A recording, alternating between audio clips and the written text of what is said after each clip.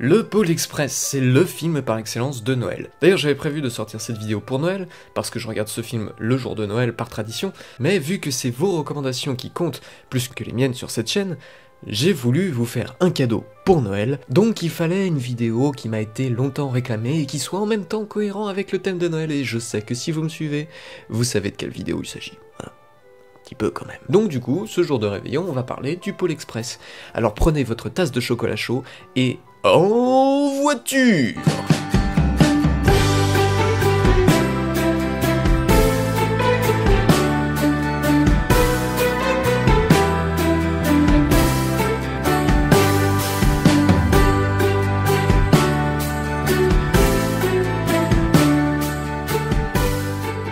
Le Pôle Express est un film réalisé par Robert Zemeckis. Robert Zemeckis, on en a déjà parlé dans la vidéo sur Le drôle de Noël de Scrooge. Le Pôle Express, c'est le premier film de la trilogie motion capture de Robert Zemeckis. Celui-ci est sorti en 2004 et il servait un peu de test pour cette nouvelle technologie qu'était la motion capture. Pour ceux qui n'ont pas vu la vidéo sur Scrooge, et franchement c'est pas très cool, allez la voir, hein, je fais une vidéo par jour pendant ce marathon Noël, donc n'hésitez pas, c'était hier. Donc la motion capture, on te met un joli petit costume brillant avec des petits trucs qui clignote, on te met des points sur tout le visage, un casque aussi, t'as l'air ridicule, en plus le tissu est hyper moulant, on te met du stretch, là c'est ridicule, et puis voilà, on capte tes mouvements directement sur ordinateur.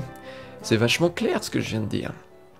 Je suis plus clair dans la vidéo Scrooge, allez la voir. Le Pôle Express, c'est un film qui est une adaptation en fait, c'est l'adaptation du roman Boreal Express par Chris Van Holzberg. Pour tout vous dire, en fait, avant de faire ces recherches pour le film, je n'en avais aucune idée, ça m'a donné plutôt envie de lire ce livre. Alors oui, c'est un livre pour enfants, c'est comme La famille Robinson qui est inspiré de A Day with Wilbur Robinson, c'est pareil, ça m'a donné envie de le lire parce que j'ai vu le film, et là c'est pareil. Le scénario est inspiré de ce livre, et en même temps, il est pas mal chapeauté par Robert Zemeckis lui-même, décidément il s'investit beaucoup dans cette trilogie. Et ce film est co-scénarisé par William Broyle Jr. Le film est distribué par la Warner, Simon Wells participe à la conception visuelle et s'occupe du storyboard, il est d'ailleurs assez proche de Zemeckis, ayant fondé avec lui le studio Image Movers Digital. Et d'ailleurs, c'est lui qui coulera ce studio avec Milo sur Mars, avant que le studio reprenne un petit peu du poil de la bête. Il est très actif chez DreamWorks en tant que scénariste et surtout storyboarder. Il a également participé à de grands films de Robert Zemeckis, puisque les deux sont très proches. Ce film est donc le premier film de la trilogie de Robert Zemeckis en motion capture, mais c'est aussi le tout premier film uniquement en motion capture en fait. Et du coup, grâce à ça, le film est rentré dans le Guinness Book des records. Pas mal. Le pitch. C'est l'histoire d'un jeune garçon qui commence à douter de l'existence du Père Noël. Mais c'est alors qu'un train magique s'arrête dans sa rue, et le chef de train lui propose tout simplement de voir le Père Noël pour en avoir le cœur net. Et donc, pour ça, il doit se rendre au pôle Nord. Bon, on sait qu'en vrai, le Père Noël, il est né en Norvège. Non, en fait, c'est en Suède. Bien sûr, c'est en Finlande. Tout le monde le sait que c'est en Finlande. Ou alors, en Turquie? C'est pas au Canada, en fait? Bon, en fait, il a plein de maisons de vacances, le Père Noël, il habite un peu de partout. Mais bon, là, on va dire qu'il habite au pôle Nord, en tout cas pour faire ses cadeaux. C'est le pôle Nord! Bref, du coup, le garçon monte dans le train, il fait la connaissance avec une fille téméraire, un monsieur je sais tout qui fait vraiment flipper. Toi, tu sais quel genre de train c'est? Tu sais quel genre de train c'est? Eh ben tu le sais!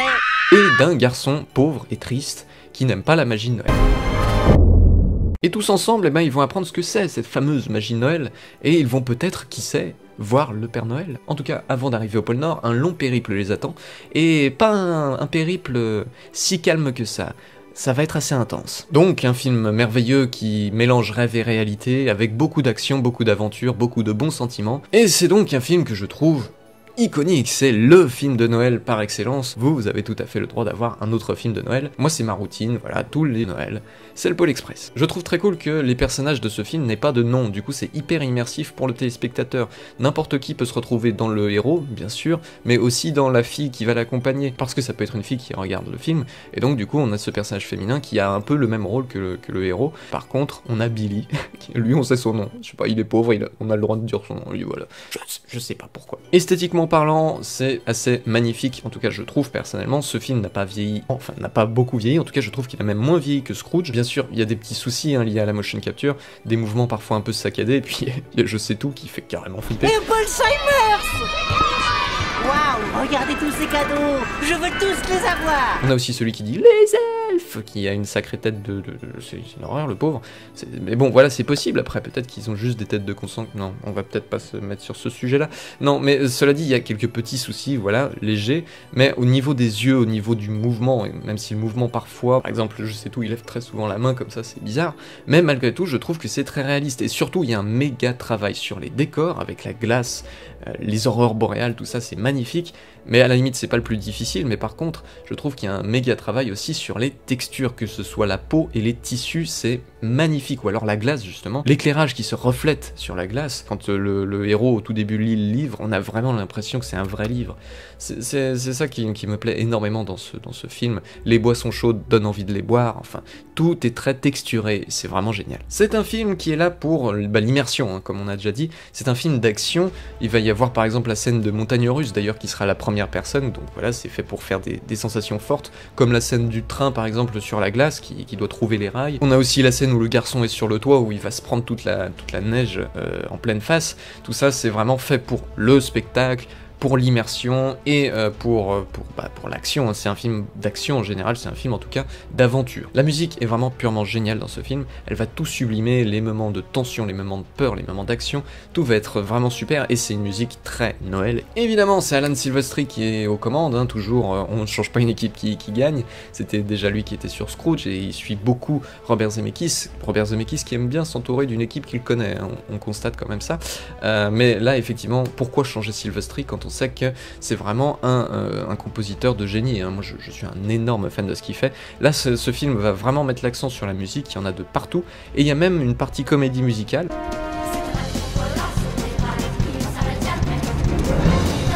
Cadeau pour les enfants, garni de beaux rubans. Et on a aussi à la fin la musique Believe, qui a d'ailleurs été nommée aux Oscars, je crois.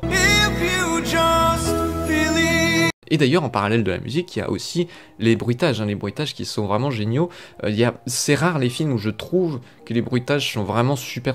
Il y en a beaucoup dans les courts-métrages, je trouve que l'accent est souvent mis sur les bruitages dans les courts-métrages, mais pas tout le temps dans les films. Il y a le film Choupi que je trouve qui a fait un travail de fou sur les... C'est vrai que c'est bizarre de parler du film Choupi en tant que référence, mais pourtant il est super. Voilà. Oui, il est pour les enfants, mais il est génial, pour ce qu'il a proposé en tout cas, et au niveau de son ambiance. Et là, le Pôle Express fait partie de ces films avec une ambiance sonore vraiment super léchée. Ce qu'il y a de très cool dans ce film, c'est que chaque personnage a un arc scénaristique dédié. Donc on va parler de tous les personnages, on a le héros, par exemple, lui, son but, ça va être de croire. Lui, il commence à douter de l'existence du Père Noël, et toute cette aventure, au final, est-ce que c'est le fruit de son imagination ? Il doute vraiment, et au final, nous-mêmes, en tant que spectateurs, on doute. C'est bizarre, un train qui arrive dans une rue, on se dit c'est n'importe quoi. À la fin, ça sera sûrement un rêve, et ce jeu entre rêve et réalité est très bien pensé, et le but de ce film va être de montrer que croire en la magie de Noël, croire dans le beau, c'est ça son but au héros. La fille, elle, ça va être de se faire confiance. À chaque fois, le héros va remettre en question ses décisions, et elle, au final, son but, ça va être d'arriver à croire en elle et de prendre des décisions. Je sais tout, personnage qui est imbuvable et qui pense tout savoir, hein, c'est un surnom, mais on l'appelle Je sais tout du coup. Lui, son but, ça va être d'être un peu humble, de pas croire qu'il a la science infuse. Il va certainement l'éjecter depuis la plateforme arrière. Ça explique ce qui a dû t'arriver, je sais tout. Voilà. Billy, c'est un personnage qui est très cool et qui aura un long arc scénaristique. Son but, ça va être d'avoir des amis et lui aussi un petit peu de croire en la magie de Noël, mais différemment, puisque lui, il est pauvre et du coup, il n'y croit pas parce que lui, il considère que ça ne lui est pas réservé. Donc lui aussi, il va finir par douter de l'existence du Père Noël, c'est normal, mais au final, il doute de tout, il est isolé, et son but, ça va être justement de trouver des amis. Sinon, on a la symbolique avec le Père Noël, ou alors le gros lot, tout ça, c'est la représentation de ce qu'est l'esprit de Noël. Même lui, le Père Noël le dit, c'est un symbole plus qu'une personne, et c'est cet amour, ce partage, juste cette ambiance vraiment géniale, familiale, conviviale, et belle tout simplement, qu'est Noël, qu'il va lui représenter, et le personnage va devoir croire en ça, parce que s'il perd cette magie-là, il perd un petit peu la magie de l'esprit de l'enfance, et c'est ça qu'il doit conserver en fait. Le clochard, lui, va représenter le pendant négatif du Père Noël, ça sera le doute, et donc il va faire douter le personnage à chaque fois qu'il intervient, et donc ça fait que c'est un personnage qui est irréprochable en général dans ses actions, puisqu'il va aider le héros à chaque fois, mais il va quand même essayer de faire douter le personnage, ou alors, est-ce que son but, ça serait juste de lui faire comprendre qu'au final, le doute, c'est plutôt toxique. On peut faire ces théories qu'on veut, en général, sur ce personnage, mais en tout cas, il représente le doute dans le film. Le conducteur du train, c'est le personnage qui va va être un peu le fil conducteur pour le spectateur et les protagonistes. C'est lui qu'on va suivre. C'est un peu notre référence de confiance. On sait, lui, c'est un personnage rigolo, on sait où il va. Enfin, je l'ai appelé conducteur du train, mais c'est pas le conducteur du train. Celui qui poinçonne les billets, c'est, comment on appelle ça, le chef de gare, je sais plus, non, c'est pas le chef de gare, il est pas à la gare. Dites-moi ça dans les commentaires, je l'ai dit tout à l'heure en plus, mais j'ai oublié. Bon, bref. Par contre, il y a des conducteurs dans le film, et ces deux-là, ils sont là, c'est un peu Laurel et Hardy, ils sont là pour l'humour, pour un peu le côté burlesque. Personnellement, je suis pas un grand fan de ces personnages, mais ils vont pas polluer non plus le film avec des blagues trop intempestives. Ils vont créer une situation ridicule, oui, mais voilà, ils vont servir l'action plus qu'autre chose. Ils sont pas hyper hilarants, mais ils plairont bien aux enfants, et puis je les déteste pas. Les parents et la sœur, eux, vont représenter un petit peu le passage à l'âge adulte, hein, ceux qui vont finir par ne plus croire à Noël au fur et à mesure, pour montrer que parfois on oublie la magie de Noël, parfois on oublie la magie de l'enfance. Donc les thématiques, il y a la confiance en soi, la croyance évidemment, la magie de Noël, l'humilité, l'amitié, la pauvreté aussi qui est abordée. Chaque thématique sera portée par un personnage qui est vraiment super cool, ce qui fait que tout le monde trouve son compte et que finalement tout le monde a un petit peu son personnage préféré. Même si en général tout est fait pour que le personnage principal soit celui dans lequel on se projette le plus, parce qu'au final c'est le personnage le plus neutre. Il y a quand même une incohérence à pointer du doigt, c'est que le Père Noël n'a jamais offert de cadeau à Billy, alors que c'est vraiment lui qui crée les cadeaux. Pourquoi est-ce qu'il s'acharne sur les pauvres ? Pourquoi est-ce que maintenant il a décidé de lui offrir un cadeau ? C'est bizarre, voilà, c'est une incohérence quand même à pointer du doigt. Là c'est pas une incohérence, mais c'est un truc qui moi personnellement m'a un peu dérangé. Enfin, non, ça ne me dérange pas, mais je trouve que c'était pas nécessaire. On insiste peut-être un peu trop sur le fait que le clochard soit un fantôme. C'est très très cool, ça crée une ambiance mystérieuse dans le film qui est vraiment bienvenue, je trouve. Qui crée une ambiance très fantastique, mais si on l'avait dit une fois, on laisse en suspens, peut-être 2 à la limite, mais là c'est 4 fois je crois qu'on induit le fait que ce soit un fantôme, jusqu'à carrément l'appuyer graphiquement. C'est trop, pour moi c'est trop, on a trop insisté là-dessus, mais c'était une idée super, mais il fallait être plus subtil je pense. Il y a aussi un petit passage un peu horrifique en un sens, en tout cas un peu terrifiant, avec la marionnette de Scrooge. Je trouve ça énorme qu'ils aient fait une référence à Scrooge avant de faire Scrooge, c'est-à-dire que c'était sûrement déjà dans ses cartons à Robert Zemeckis, mais je trouve vraiment très drôle la référence, surtout que le design c'est vraiment le même. Et du coup, cette partie-là, avec les marionnettes cassées, cette ambiance à la Chucky, effrayante, je la trouve très cool, encore une fois, c'est très immersif, et ouais, ça change de ton, et j'aime bien. Donc pour moi, c'est le film de Noël par excellence, et à chaque fois qu'il y a cette scène du chocolat chaud, là, bien culte, une partie un peu comédie musicale, et ben je bois vraiment un chocolat chaud le plus vite possible pour le terminer, juste au moment où eux, ils rembarquent les tasses. On fait ça toujours en famille, c'est vraiment un moment hyper convivial, c'est super amusant comme petite tradition. Des passagers du Pôle Express qui désirent prendre une boisson chaude. Je m'en doutais. Oh, le voilà! Le chocolat! Le bon chocolat! Il faut savoir que c'est la dernière apparition cinématographique de Michael Jeter, qu'on voit par exemple dans Sister Act 2. Je suis le père Ignatius. Qui joue du coup le conducteur. Les deux, je crois qu'il fait les deux, ou en tout cas celui à la barbe, c'est sûr. Voilà, c'est sa dernière apparition cinématographique, et le film lui est dédié. Donc dans les voix originales, on a Tom Hanks qui fait le jeune héros en capture de mouvement, le père du garçon, le chef de train, Ah voilà, c'est ça, c'est chef de train. Le vagabond, Scrooge, le Père Noël, le jeune héros plus âgé, donc le narrateur du début et de la fin. Bref, il fait un peu tout le monde, hein. Franchement, c'est le film Tom Hanks. Il y a le carton Tom Hanks, voilà. Michael Jeter, du coup, il fait les deux machinistes, voilà, j'ai la confirmation, c'est bien les deux. Daryl Sabara fait le jeune héros, en tout cas au niveau de la voix. Moi, je l'ai connu dans le film John Carter, c'est lui qui fait Ned, le neveu de John. Mais comme ça a été un gros bide au niveau financier, il y a peu de chances que vous ayez vu ce film, alors on va plus citer un autre, la saga Spy Kid, que je n'ai pas vu. Josh Hutcherson fait le jeune héros en capture de mouvement additionnel, donc c'est vraiment juste comme ça au niveau, c'est pour les raccords quoi. Lui je l'ai connu dans Voyage au centre de la Terre, mais c'est un film qui est pas super connu, alors on va citer quelque chose de plus connu. Hunger Games, que je n'ai pas vu.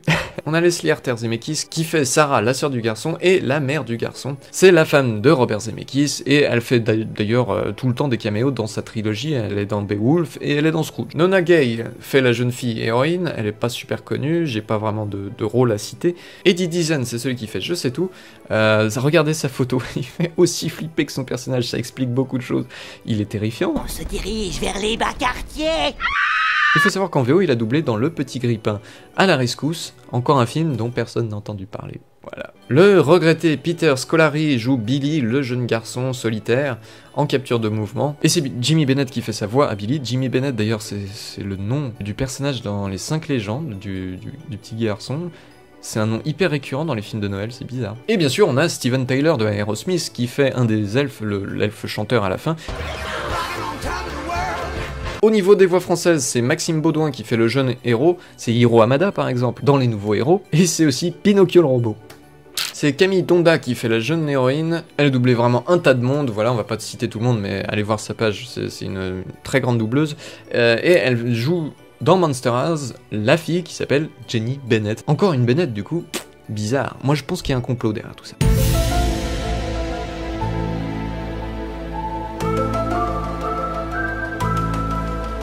Évidemment, c'est Jean-Philippe Puy-Martin dont on parle tout le temps dans ses vidéos, qui double le contrôleur du train, mais il va pas faire que lui, il va faire toutes les voix de Tom Hanks, hein, c'est la voix attitrée de Tom Hanks, il va faire le Père Noël, il va pas faire le petit garçon, c'est déjà bien, mais il va faire le vagabond, il va faire Scrooge, il va faire le père, le narrateur, à la fin, il va faire un peu tout le monde, hein. Bah, c'est pareil, là ça peut être un film estampillé en VF. Puy-Martin. C'est Lola Krallenstein qui fait Sarah, la sœur du garçon, j'ai pas beaucoup d'infos. C'est sûrement la voix de Boo dans Monstres et compagnie. C'est Céline Monsara qui fait la mère du garçon, et c'est une doubleuse que j'adore personnellement, c'est celle par exemple qui fait la voix de Julia Roberts. Et bien sûr au niveau de l'animation, c'est la voix de Dory. C'est Laurent Lévy qui fait Je sais tout. On se dirige vers les bas quartiers. Il fait lui tout aussi peur que la tête qu'il a, hein, Je sais tout, donc beau travail au niveau du doublage. Ça crée le personnage le plus flippant du monde, c'est génial. C'est Bernard-Pierre Donadieu, le père d'Ingrid Donadieu du coup, qui fait Les Deux Machinistes. C'est un très grand du théâtre. Il a doublé par exemple Monsieur Montgomery dans B-Movie, je trouve que sa voix est assez culte. Et bien sûr Doc Hudson dans Cars. C'est Mark Saez qui fait le général Elf. C'est la première voix de Ratchet dans Ratchet & Clank. C'est quoi ce beans? C'est aussi le contremaître dans Fourmise. Et bien sûr Skit dans Jimmy Neutron. Si vous avez pas vu Jimmy Neutron, vous en avez rien à foutre, mais sauf que c'est une voix qui est hilarante. Le roman Boreal Express, ou The Polar Express, de Chris Van Allsburg, est publié en 1985. Robert Zemeckis et Tom Hanks appréciaient beaucoup le livre et le lisaient très souvent à leurs propres enfants. Donc vraiment l'acteur et le réalisateur voulaient absolument faire ce film, donc c'est vraiment un coup de cœur, et on sent d'ailleurs ce côté un peu fait avec le cœur. Pour recréer au mieux l'univers visuel du roman original, Robert Zemeckis pense que les prises de vue réelles ou l'animation classique ne seront pas adaptées. Avec le spécialiste des effets spéciaux Ken Ralston, qui avait notamment travaillé avec le réalisateur sur Qui veut la peau de Roger Rabbit, Robert Zemeckis développe une technologie basée sur la capture de mouvement, qui permet de recréer très fidèlement sur ordinateur les expressions et les gestes des acteurs. Robert Zemeckis dit même que sans ce procédé, il aurait tout de suite abandonné le film, qui aurait été beaucoup trop difficile à faire. Il faut savoir, au départ, c'est pas une blague quand je dis que Tom Hanks joue tout le monde, au départ Tom Hanks était vraiment prévu pour jouer tout le monde. Mais bon, ils ont abandonné l'idée, mais... C'est le film Tom Hanks Zemeckis, il y a 2 mecs. C'est tout. Et tous les types des effets spéciaux, mais on cite jamais ceux-là, les pauvres. C'est quand même eux qui se tapent le boulot le plus complexe. Bon, on va pas faire des jugements qui est mieux que quoi, hein, c'est pas ce que je dis, mais bon, c'est un film d'animation, l'animation c'est important quand même. Non, vous trouvez pas? Autre petite anecdote pour conclure, la phrase « J'ai rêvé de faire ça toute ma vie !» I've wanted to do that my whole life. C'est une référence évidemment à Retour vers le futur 3, lorsque Doc dit ça. J'ai rêvé de faire ça toute ma vie. Il faut aussi savoir que dans Zootopie, après ce sera Nick Wilde qui dira ça. Would it be premature for me to do a little victory toot toot? All right, 1 toot toot. Well, I can cross that off the bucket list. Mais en attendant, je sais pas ce qu'ont les gens à vouloir absolument tirer le klaxon d'un train. À quel moment ça devient un fantasme, ça, je ne sais pas. J'avais dit que c'était la dernière anecdote, mais j'en ai encore 2-3 si vous voulez. Il y a aussi eu un jeu vidéo Pôle Express. J'entre, quelqu'un a caché mon billet là-dedans. Apparemment, quelqu'un a gâché toute la nourriture qu'il avait préparée. Il est en train de refaire très vite une nouvelle fournée. J'y ai pas joué personnellement. En fait, je sors une anecdote, mais au final, j'ai pas de conclusion à cette anecdote. C'est dommage, hein. Parce qu'il y a un jeu vidéo, c'est cool. Mais comme j'y ai pas joué, je peux pas faire de retour, donc ça sert à rien. Bon bah attendez, on va demander à un youtubeur compétent. J'ai nommé Végétal. Sorti la même année que le film, le jeu Pôle Express est développé par Blue Tongue Entertainment, studio qui a aussi développé rien du tout. Ils ont fait que des jeux moyens et de blocs. Et autant le film Pôle Express est un classique que tout le monde connaît, autant personne ne sait que le jeu existe. Et je pense savoir pourquoi. Le jeu suit à peu près la même histoire que le film, à quelques écarts près. On joue le même héros et on voit régulièrement des extraits du film qui servent de cinématique. Tu viens? Où ça? Mettez-le encore plus petit s'il vous plaît, j'arrive presque à voir. C'est un jeu d'action-aventure, c'est-à-dire ici une succession de mini-jeux plus ou moins intéressants. Dans la première partie du jeu, on traverse les wagons à la recherche des tickets des enfants qui ont été volés par Scrooge, le méchant jouet magique. Le contrôleur les aura éjectés du train avant qu'il ne trouve ses billets. Comment a-t-il volé les tickets? Très bonne question. Chaque wagon correspond à un mini-jeu, et on enchaîne des trucs plutôt fun avec des trucs plutôt... Si tu arrives à faire passer la balle derrière moi, alors tu peux passer. Plutôt nul à chier. Puis, comme dans le film, on monte sur le toit du train pour rattraper la fille et le conducteur. Sauf que dans ce jeu, on doit éviter des obstacles sur le trajet, comme des poteaux ou des feux rouges. Alors déjà, qui les a mis là? Pourquoi il y a autant de signalisation en plein milieu du pôle Nord? Et les feux rouges, ça veut pas dire que le train devrait s'arrêter? C'est quand même le 5e feu rouge. On devrait au moins ralentir. Accélérez! Après avoir récupéré tous les tickets, on affronte Scrooge dans une bataille extrêmement bruyante.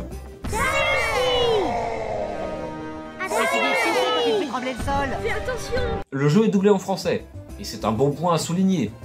Mais par pitié, fermez-la! On enchaîne ensuite sur quelques phases au pôle Nord très proche du film, et c'est fini. Déjà? Et oui, le jeu est très court. 2h30 en comptant les cinématiques, qui sont juste des morceaux du film. Et sans les cinématiques, on passe à 1h40, soit autant que le film lui-même. Mais le pire avec cette durée de vie ridicule, c'est que la répartition du temps entre les mini-jeux est à chier. Combien de temps pour les 10 premiers mini-jeux? 25 minutes. Combien de temps pour les 5 derniers?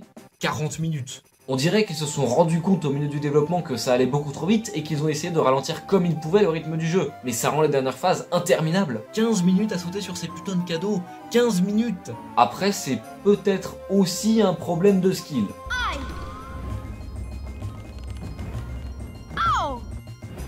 Peut-être. On a un jeu très court, avec un très mauvais rythme et des éléments qui n'ont pas beaucoup de sens. Mais alors, qu'est-ce qu'on a de positif? Avec son histoire quasiment collée au film et son doublage, le jeu arrive quand même à conserver et à nous transmettre une partie de la magie du film. On reste dans l'univers du Pôle Express et on est embarqué dans l'aventure magique du héros encore une fois. Si j'avais eu ce jeu en étant enfant, je pense que je l'aurais plutôt apprécié. Et c'est peut-être ça qui compte le plus. Sauf que le jeu coûte 30 balles, et pour sa durée de vie, ça fait environ 30 centimes la minute. Et pour ce prix-là, la magie de Noël, tu l'as un peu dans le cul. Un énorme merci à Végétal d'avoir accepté de faire ce petit feat sur ma vidéo et d'avoir apporté un avis constructif sur le jeu vidéo du Pôle Express. Et surtout, n'hésitez pas à aller jeter un coup d'œil à sa chaîne YouTube nommée Marzipan et plus si affinité, parce que là, franchement, c'est de la bonne. Faut que je me calme, moi. Pour ce qu'il en est du film, personnellement je lui donne la note évidemment de 10 sur 10, j'espère être objectif, parce que comme j'ai dit, j'ai quand même trouvé 2 incohérences, donc ça pourrait faire baisser à 9, mais franchement le film, il s'en fiche de ça, il est tellement incroyable que ça vaut quand même 10. Après voilà, vous me dites dans les commentaires tout ce que vous en pensez, n'hésitez pas à liker, disliker, partager, vous faites ce que vous voulez, hein, la plateforme elle est faite pour ça, et puis je vous donne rendez-vous pour le fameux jour de Noël tant attendu, le jour où vous allez avoir la vidéo que vous attendez depuis la création de ma chaîne. Et pour ceux qui ne savent pas ce que c'est, bah c'est bien dommage. Vous aviez qu'à vous abonner avant. Bon allez, je vous donne rendez-vous pour la prochaine vidéo, à bientôt et à bientôt. Mais qu'est-ce que c'est que cette merde? Non mais c'est quoi ce cadeau à la con? Tu m'as bien regardé? J'ai une gueule à aimer les peluches? C'est pas trop gentil.